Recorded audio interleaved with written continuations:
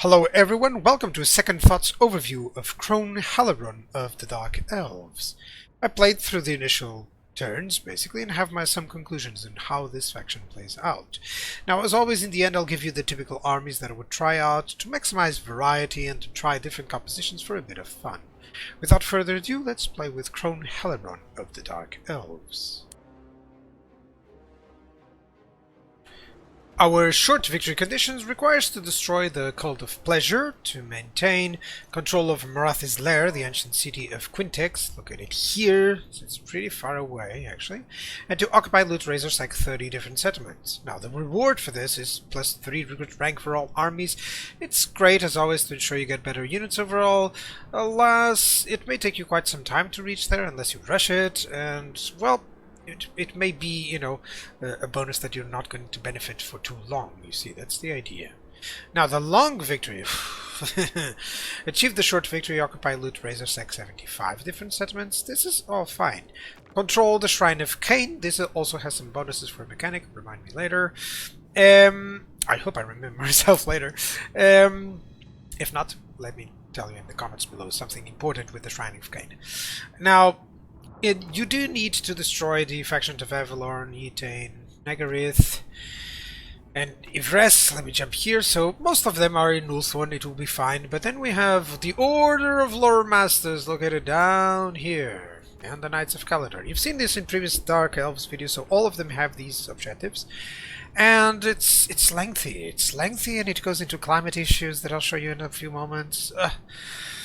It's really long. It's not unfeasible that you'll beat the domination campaign before that, honestly.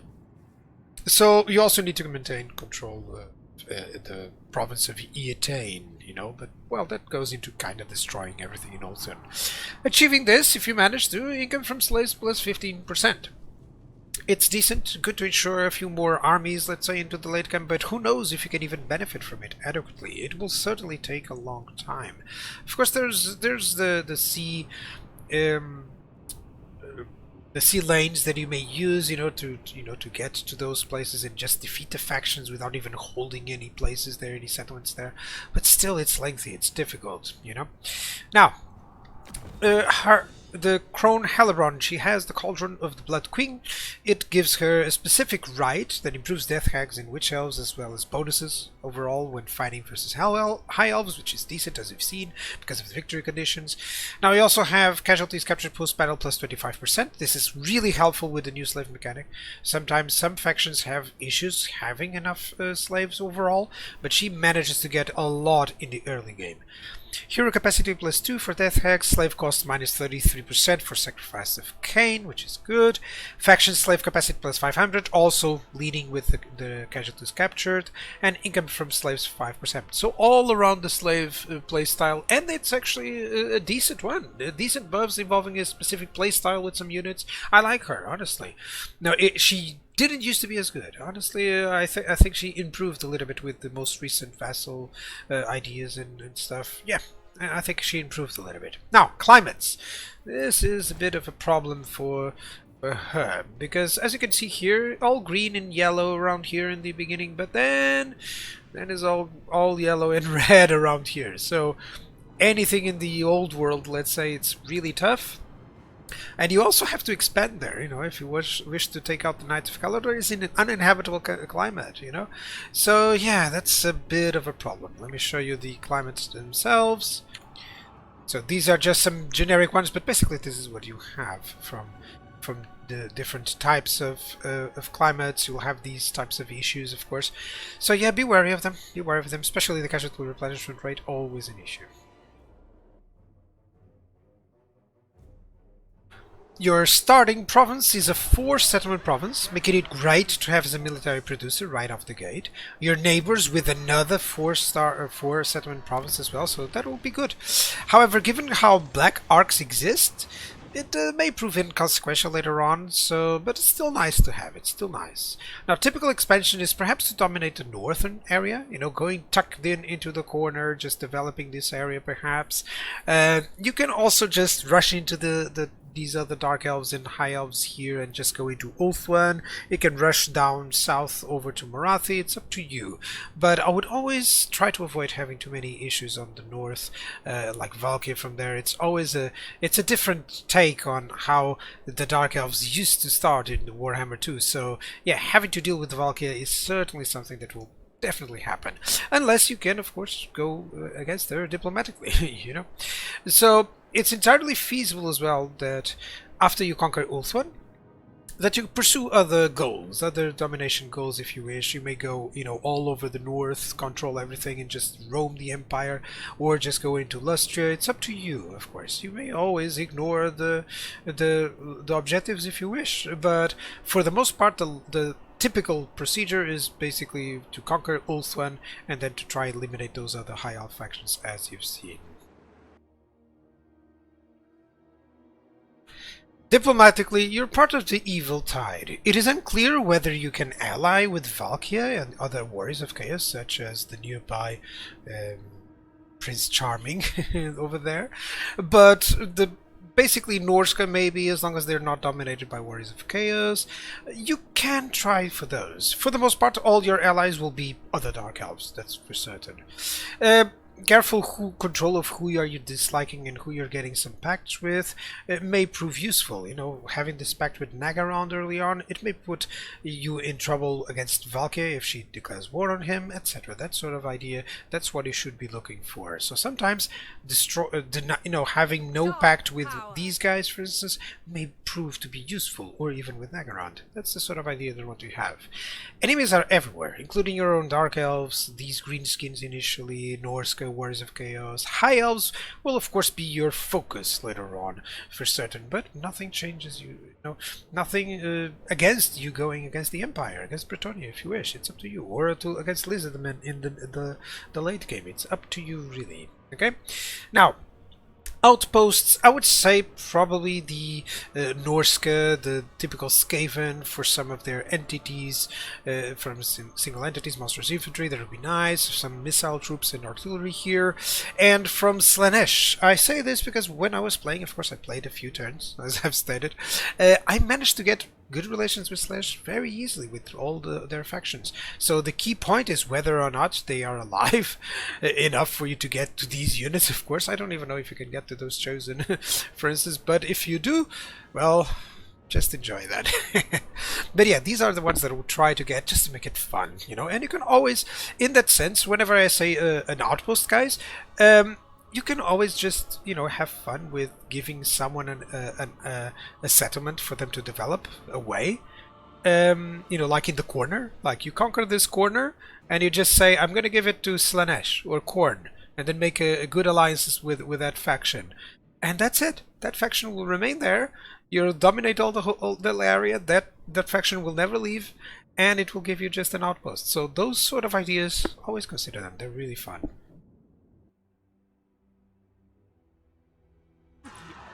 So in terms of edicts, we have a control edict, a income from all buildings edict. We also have an income from post-battle loot faction-wide. Note, this is important, because sometimes you can just decide, I'm going to have a lot of battles, and you post this in every single one of your provinces, and you just benefit from that income, and then you can change this the next turn, you know. So that can be planned out, so be mindful of that. It does reduce slaves by 50 per turn, so be wary, and recruit rank +1 and weapon strength +10% in armies in the provinces. A good defensive one, basically there. Growth +50, income from slaves +50% at the cost of reducing the slaves per turn. And then we have a sort of defensive one. Enemy hero action success chance, ambushes success chance, and chance of intercepting an army. For those who overlook this one, honestly, I've literally just used this in this campaign.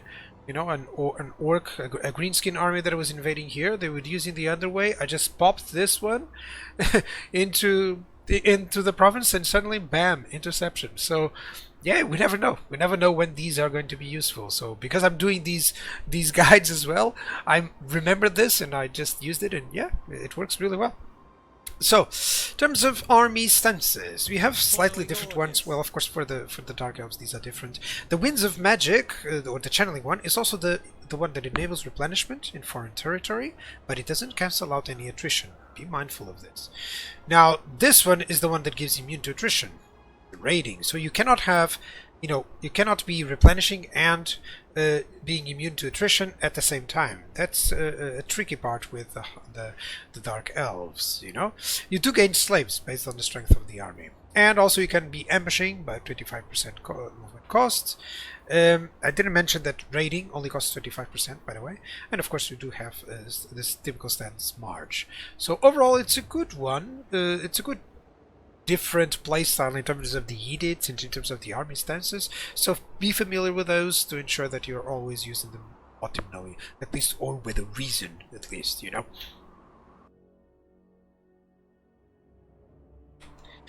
So, Crone Hellebron actually has a specific mechanic. You can see this bar right here. This is the Death Knight mechanic. Night from day and night, not night, the medieval guy. So it's a bar that slowly goes depleting, okay? And the more it depletes, the less buffs do you get, up until the point that actually you begin to have lots of issues, including control, chaos and divine corruption in all provinces, and the heavy attrition damage to blood voyages. Now, what is this? Basically, the Death Knight, it will take a cost of slaves that will furthermore increase all the time. And once you activate this, basically the bar fully replenishes. Okay, it will cost those slaves. It fully replenishes, and it will summon this, a blood voyage, an army that is allied to you. It's basically a vassal of yours, and because of the new vassalization, the idea around vassals and how they actually obey your orders. For instance, I had them attack here, Nagrar, so they're useful now. Honestly, these ones were typically a problem previously, but now they're rather useful, so this has changed. And you can use these armies, typically they'll just go in and find some enemies to fight, but you can later, as soon as you have some allegiance with them, you can actually start controlling those. Now, basically, of course, note that, for instance, your armies and those of Blood Voyage will replenish slowly, even in unknown territory. But if you see this, it will decrease. They will take light attrition, they will take moderate attrition, and here they will take heavy attrition. So this means that honestly, throughout your campaign, you'll always have to sacrifice some slaves and keep sacrificing slaves. So a significant slave input is required with her. As you can see, the buffs are really cool. The perfect vigor for those units, physical resistance for those units, it's really great. And it forces a different playstyle, which is something that I love. If you like the infantry from the Dark Elves and you want to give it a try to a campaign to try and use these units, by all means, pick Crone Hellebron. Okay, you're gonna love it. Now, speaking of the basic mechanics, of course, slaves. This was modified from Warhammer 2. It now globally generates income with some nice buffs if you obtain vast numbers of slaves. Oh, no, I forgot. The Shrine of Cain that you can build here, it actually provides, over here, it actually provides you with a building that will allow this to never go below a certain point, which is excellent, as you can imagine, of course. Now, speaking of slaves, they are used for many things, but mainly if the slave population is, as you can see there, stable, it will give you some income, some construction costs, and some construction time benefits faction-wide, which is always excellent, of course. You use slaves for many situations, but mostly for generating income, but of course they can also be used for dictats, such as the fights to the death, more control per turn, for over 5 turns, some treasury here, more control, just slightly some control, and also some growth and less construction costs for all buildings. Note that these cost hefty amounts of slaves, so be wary of that. They are also used for rights, and now let's speak also of the rights. I already spoke of the dictats. Rights are used to to sacrifice to gain deals here. The sacrifice to Cain has a lesser cost with this faction, which is excellent because this is pretty much, let me speak about this one. Casualties captured, income from post-battle loot, casualty replenishment rate, all very good. And the army ability, which is an explosion, is pretty cool. It doesn't affect friendly troops, so just be in the blob and you can use this. It's really great. So this is cheaper, which is excellent. In terms of the sacrifice to Drakira recruit, this is new for Crone Hellebron. It allows more recruit rank for Death Hags in Witch Elf, less diplomatic relations with High Elves. You're bound to be at war with them, so who cares? Leadership plus 10 when fighting against them, and weapon strength plus 15% when fighting against High Elves. You can imagine all these buffs in addition to the ones from the Death Knight. So yeah. Sacrifice to Mathlan, it allows you a black arc. This basically is a walking horde, sorry, a sea horde. It has all the buildings that you need to build up, and it's your way of global replenishment. The Black Ark would also allow you to get some bombardment army abilities, which is great, and replenishment in its vicinity. A nice addition actually to the Dark Elves, of course. Most people actually only build their military in the Black Arcs. You can have a mix, basically. That's what I would suggest. Sacrifice to Authority, just in case you're having any issues with loyalty and control. You can pop this one up to, of course, have it, whatever. Speaking of the loyalty, of course, every single lord has a loyalty there. If it goes to 0, they will rebel, as it says there, and they'll take their army to form a new faction. So be wary of that. Okay. Now, one of the best mechanics is actually the names of power. I can show them later on, but for now, just note that as soon as you get to level 10, they can choose a name of power with drastic influences over the gameplay, over the units, over how it plays. It's one of the best mechanics in the game, I've always said. That I like it because it just changes and gives so much variety that the Dark Elves really enjoy that variety, you know? So yeah, and that's it, up to mechanics. So in terms of buildings, Harganeth has two special buildings. One focuses on income from post-battle loot, buffs to Harganeth executioners, and some hero recruit rank as well as reduced corruption. And then we have Hellebron's Palace, which gives province-wide buffs basically, and also buffs when recruiting Witch Elves and Sisters of Slaughter, as well as hero capacity for Death Hags. So all of these are really nice. Both of these are really nice. They're kind of cheap, you know, considering 10,000. It's kind of basic for those buildings, but yeah, you'll be able to benefit from those for certain. Now, 7 military buildings that you may have, 3 of them that are really good in minor settlements. So even a minor settlement based military province can give you some good units, especially good heavy infantry, shades, artillery, cavalry monsters. So yeah, it's really cool, and also including the Knight assassins and Death Hags, so that's always nice. Speaking already of these ones, do note that Death Hag does provide replenishment to troops, and Knight assassin just scavenge some more income and increasing the slave income. So all of these are really. Now, let me talk infrastructure. It's slightly different than others. So, growth, casualty replenishment rate, faction slave capacity, and income from slaves. But when the total slaves are higher than 100, even more growth. You'll see that overall. So, income generated here 400, but when the slaves are 100 or more, 300 slave income extra, and slaves generated, the slaves actually get reduced by 60 per turn, so you need a steady income of those. You also have a control, and even further control with more slaves than 100, and you also have the slave market, which reduces the control by -4 and increases the faction slave capacity. This is the sole way to get this, basically. So always ensure that you have a few of them and that you keep building those in order to ensure. If not mistaken, the slave pens are also required for you to build the Black Arcs, so don't forget about those. It may be worthwhile to just build this as soon as possible, okay? It also, of course, gives slaves per turn. And then we have a jack of all trades, like I like to say. Campaign movement range, growth, income from trade tariffs, slave costs for tic-tacs, and income from all buildings. So all very nice, good options and plenty of different choices to go. Now, research. Research is really good. It's one of the best. It upgrades plenty of stuff such as growth, such as income from ports, such as control here. Not a lot of it, but of course it does increase because it's worldwide, you know.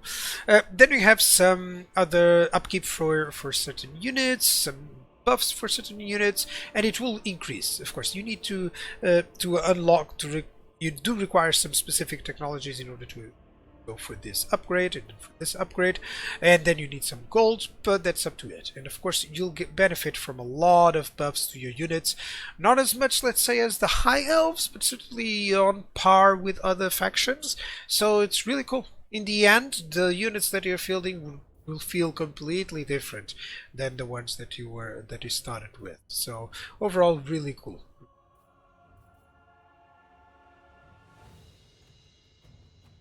So in terms of skills, you do have your specific ones from the Lord, then you have the melee or caster ones, you also have the red line or army, and the blue line or campaign one. Starting with the blue line, upkeep is really in the final one, okay, as well as replenish here, which is also added to the attrition, which is excellent, you know. Now renowned and feared also get some free upkeep there, so yeah, it could be useful. Do not lose track of those, of course.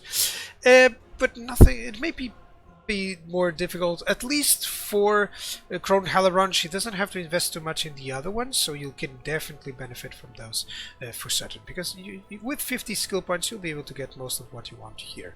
Now, in terms of army or red line, it proves to be average to expensive, mostly because you have elite units separated from cavalry units, also split from monsters.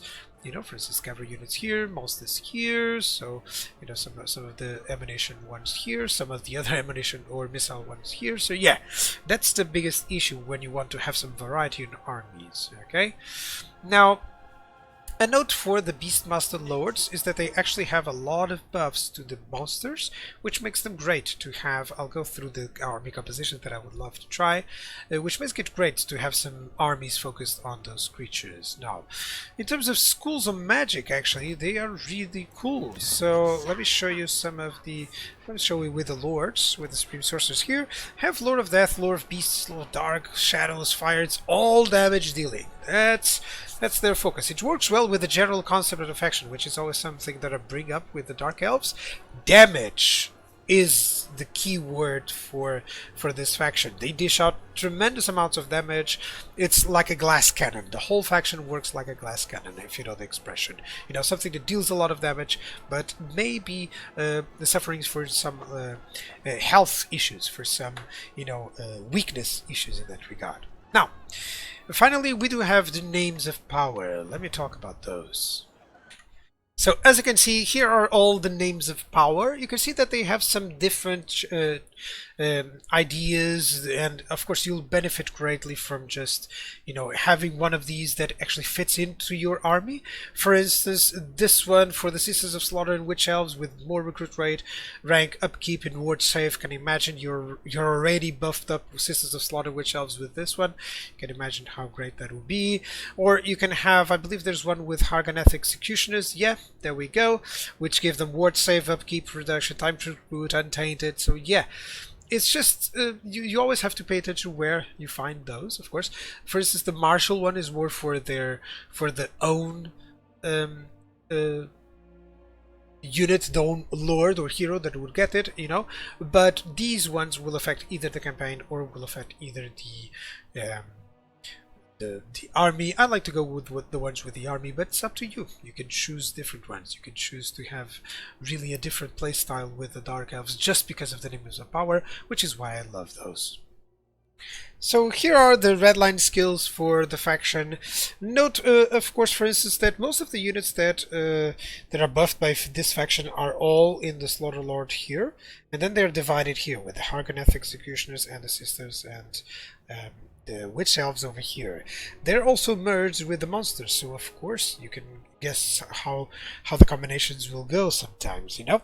But yeah, let's. They do have different types. So as in, over here there's some missile troops, over here there's also some missile troops, over here there's monsters, over here there's some cavalry, there's some cavalry here, there's some infantry. So because these are rather split up, it makes it difficult to have a little bit more flexibility in terms of compositions early and mid-game or late game.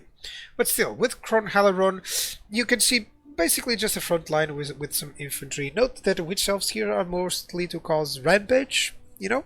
So that's a cool idea, and of course they're much better than normal Witch Elves. So, and this is just under Crone Hellebron. You can imagine how, you know, with the overall buffs from the from the mechanics, how well they will do.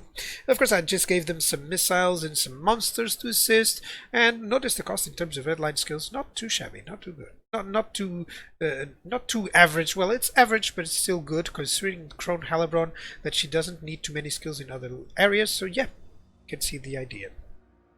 Now this one is more focused, let's say, in terms of getting even more infantry and just focusing a lot on shades. 6 units of shades can destroy a lot of stuff. So yeah, this is all a very anti-infantry focused army with some anti-launch here for benefits, of course. Then we have more reduced in terms of the infantry and going more into the monsters idea here. Of course, changing for a Beastmaster just for effect, but yeah, you can see the different types of ideas that you can have, still focusing a little bit on those units that she gives some specific buffs. Then we have the typical armies that I usually do. This is one army that I typically would do. This is another one that I would typically do. These guys are replacing the Karraganet Executioners more because they have shields. So always consider that because they do have shields. They're good to buffer, a little bit in the beginning. You can also use the monsters for that, and I'll just leave the Black Guards in reserve. That sort of idea. I'll see if I can make a guide on how I actually deploy with these units just for the overall battle, Nothing wrong with going with some shades, of course, or some dark shards. It's up to you, the numbers, exact numbers. By all means, you can build a doom stack of those if you wish. This is just my generalized idea. Finally, with the beastmen, not with the beastmen, but it could as well be, because you can definitely play with just a lot of monsters in your army. I just added the sisters there to soak up more of the missile damage in case you're facing some missiles. Of course, you can send those in, and then once the monsters are unleashed, well, good luck to anyone.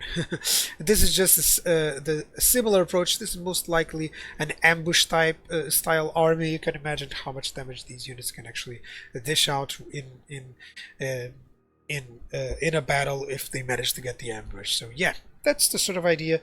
Always note these sort of buffs and use them accordingly.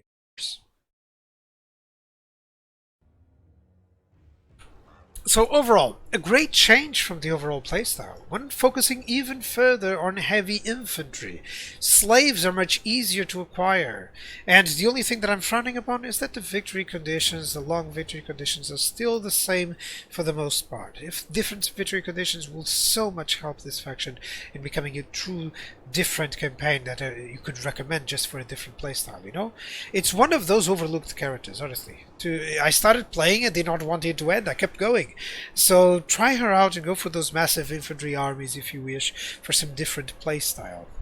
Your army consists of great infantry, great missiles, great cavalry, but it is expensive, great single entities, good flyers, armor-piercing emphasis, seriously everyone has it, lacks health, and lacks some range. Now replenishment is good, but the climate hurts a lot, so consider it carefully. Now, let's bathe in blood of our enemies by following Crone Hellebron into battle.